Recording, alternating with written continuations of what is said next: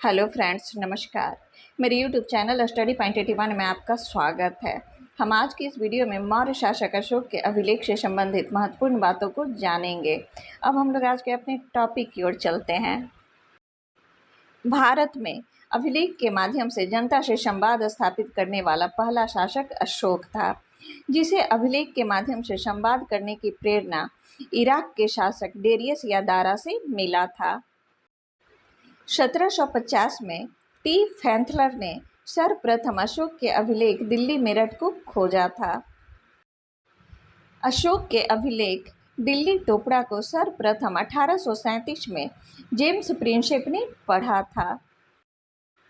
Beetle ने 1915 में मास्की लघु शिलालेख में अशोक का नाम सर्वप्रथम पढ़ा था। D.R. भंडारकर ने अशोक के अभिलेख पर अशोक का इतिहास लिखा था।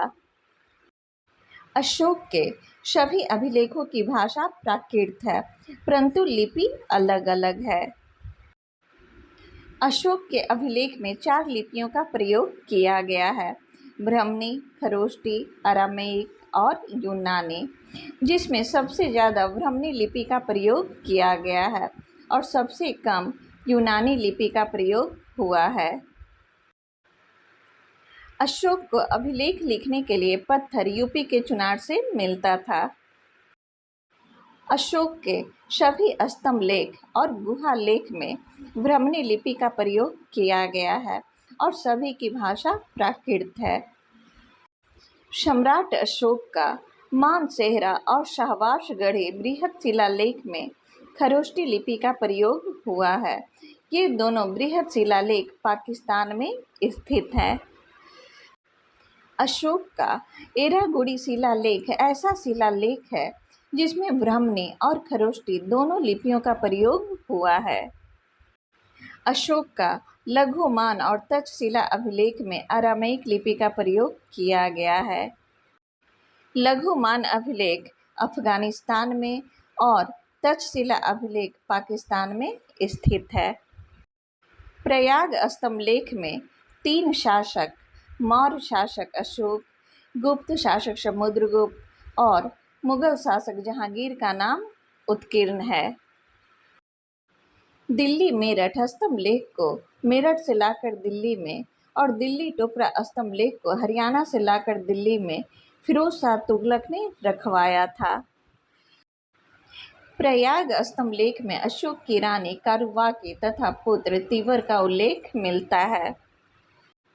भाबरू बैराट लघु शिलालेख सबसे बड़ा लघु शिलालेख है, जिसमें 7 बौद्ध पुस्तकों का उल्लेख मिलता है।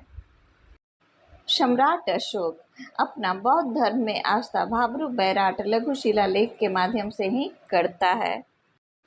निट्टूर शिलालेख में सम्राट अशोक का नाम अशोक मिलता है। कार्निक नामक अधिकारी का उल्लेख एरागुड़ी लघु शिलालेख में मिलता है।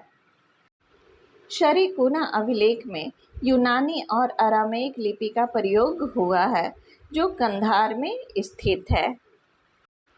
अशोक अपने राज्याभिषेक के 10वें वर्ष बोध गया था और 14वें वर्ष निगाली सागर गया था, जहां उसने कनक ऋषि मुनि का स्तूप बड़ा कराया और राज्याभिषेक के 20वें वर्ष रुमंदेई गया था, जहां उसने बलि कर को समाप्त कर दिया और भू राजस्व कर को 1/6 से घटाकर 1/8 कर दिया।